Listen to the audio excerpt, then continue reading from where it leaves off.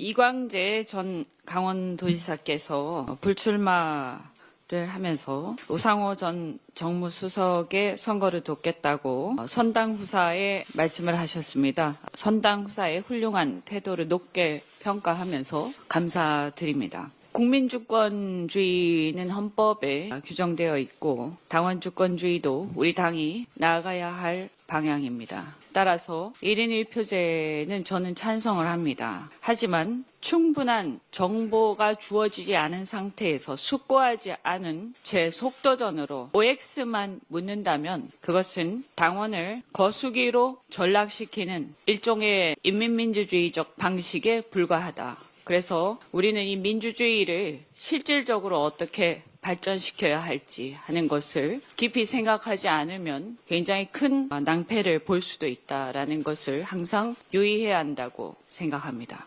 지난주에 황명선 강덕구 최고위원과 함께 한 기자회견을 통해서 당대표의 조국혁신당과의 합당 제안이 당내 의원들, 당원들은 물론이고 최고위조차 패싱한 대표의 독단적 결정에 따른 당원 주권주의를 위반한 대표 개인의 제안일 뿐이지 당의 공식 제안이 아님을 분명히 하고 대표의 공식 사과와 제안 철회를 요구한 바 있습니다. 그러나 그 이후에 어떠한 답도 저희는 듣지 못했고 민주적 선결 절차를 패싱한 어떠한 합당론이나 협상도 유효하지 않음을 분명히 밝혀둡니다. 저는 개인적으로 계속해서 지속적으로 통합론자로서 조국혁신당은 물론이고 12.3 해제 결의에 참여했던 국힘의원들까지 포함하여 내란 종식과 대한민국의 새로운 도약이라는 큰 틀에 동의하는 모든 정치 세력이 함께해야 한다고 생각해왔습니다. 그러나 내란 종식이라는 큰 틀에서의 연대와 협력의 의미로서의 통합과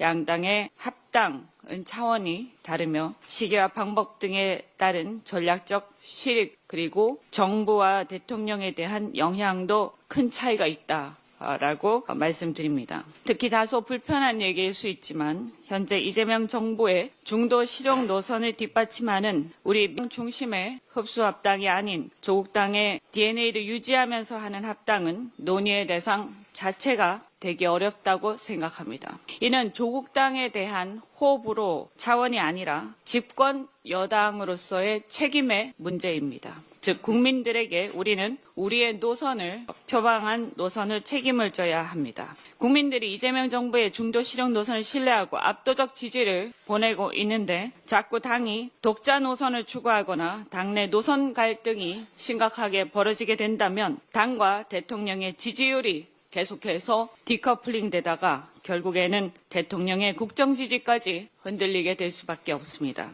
열린우리당 시즌2가 되는 것은 바람직하지 않다고 생각합니다. 어제 제가 조국혁신당이 주장하는 토지 공개념에 대해 문제 제기를 한 바 있지만 그 외에도 탈원전, 핵잠수함이나 미국의 대외 전략에 대한 입장, 일본과의 공급망 협력 연대 등에 있어서도 이재명 정부의 현실주의, 국익 중심의 실용 노선과 다른 입장을 공공연히 표명해 왔기 때문에 국민들은 조국혁신당이 이제 이러한 지점은 최근의 여론조사에서 계층적으로는 중도층, 지역적으로는 서울 수도권과 부울경, 세대로는 30 세대에서 합당에 대해 부정적 인식이 상당히 큰 것에서도 분명히 드러납니다. 다만 저는 조국혁신당의 그러한 노선이나 정책에 대해 일방적으로 비난하는 것이 아니라 충분히 존중합니다. 하지만 집권 여당이 정권 초기에 섣부른 합당으로 정부와 사사건건 노선 갈등을 빚는 정치 세력을 만들어 열린우리당 시즌2가 되어서는 안 될 것입니다. 오히려 지금까지처럼 윤석열 같은 거대한 빌런에 맞서 싸울 때나 검찰개혁 등 공통의 아젠다에 관해서는 적극 협력하고 연대하면서 따로 또 같이 하면 충분하다고 생각합니다. 그것이 오히려 양당의 서로의 지지층을 온전히 대변하면서 지지율을 극대화하는 방법이며 억지로 의사를 강요하지 않고 민주적 의사 표시와 다양성을 보장하는 선거제도 개혁 등 정치 개혁으로 나아가는 길입니다. 사실 저는 이 합당이 조국혁신당 선거 출마를 염두에 둔 몇몇 분들을 제외하면 진보정당의 발전을 지지하는 국민들 입장에서도 과연 바람직한 것인지 의문이 듭니다. 그런데 이런 절차적 하자나 노선의 차이도 문제지만 무엇보다 우리는 이 사안의 정치적 본질을 통찰해야 한다고 생각합니다. 영화나 소설을 보면 고대 로마에서는 2인자, 3인자들에 의한 반란이 빈번했습니다. 최근 상황을 보면 고대 로마가 생각납니다. 하늘 아래 두 개의 태양은 있을 수 없다는 것이 진리입니다. 더욱이 대통령의 임기 초에는 말해서 무엇하겠습니까? 한마디로 이 사안의 정치적 본질은 대통령에 대한 지지율이 매우 높고 대통령의 권한이 강력한 임기 초반에 2인자, 3인자들이 판을 바꾸고 프레임을 바꾸어 당권과 대권을 향한 욕망, 본인들이 간판이 되려는 욕망이 표출된 결과임을 부인하기 어렵습니다. 즉 조기 합당은 민주당의 주류교체 시도이자 이재명의 민주당을 정청래 조국의 민주당으로 전환하려는 시도라고 보입니다. 다가오는 지선도 이재명 정부 국정 지지로 치르면 충분합니다. 그런데 그 간판을 바꾸려는 불필요한 시도를 할 필요가 뭐가 있겠습니까? 정부 출범 1년도 안 된 시점에 조기 합당은 당내 차기 대권 논쟁을 조기 점화하고 집권 여당으로서 이재명 정부를 뒷받침하는 입법과 정책에 집중하기보다 차기 정부의 구상에 대한 논쟁으로 날샐 가능성이 많습니다. 실제로도 최근 조국혁신당 대표께서 차기 정부에 대한 구상 차이 운운하신 적이 있는데 이는 매우 시기적으로 부적절한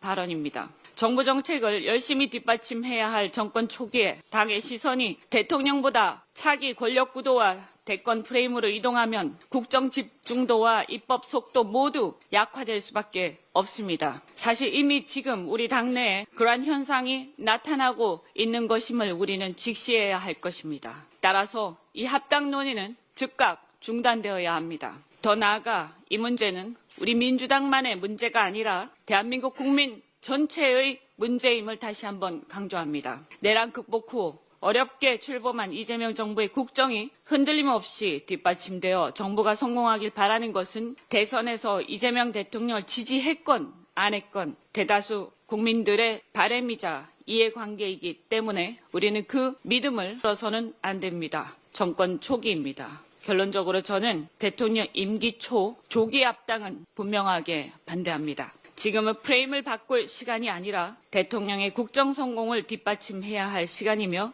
이재명 정부의 성공에 당력을 집중하는 게 곧 국민과 대한민국에 대한 집권 여당으로서의 책임이라는 것을 다시 한번 강조합니다. 우리 우당인 조국혁신당과의 관계도 지금까지처럼 협력과 연대를 통해서 얼마든지 잘 해나가고 앞으로 때가 오면 그때 논의하면 될 일이지 이런 식으로 해서 두 당이 굳이 사이가 간극이 벌어질 이유가 전혀 없다라고 생각합니다. 이 문제를 다시 한번 이 문제의 정치적 본질을 우리는 통찰하고 이재명 정부의 성공을 위해서 지금은 집중해야 할 때라고 말씀드립니다. 이상입니다.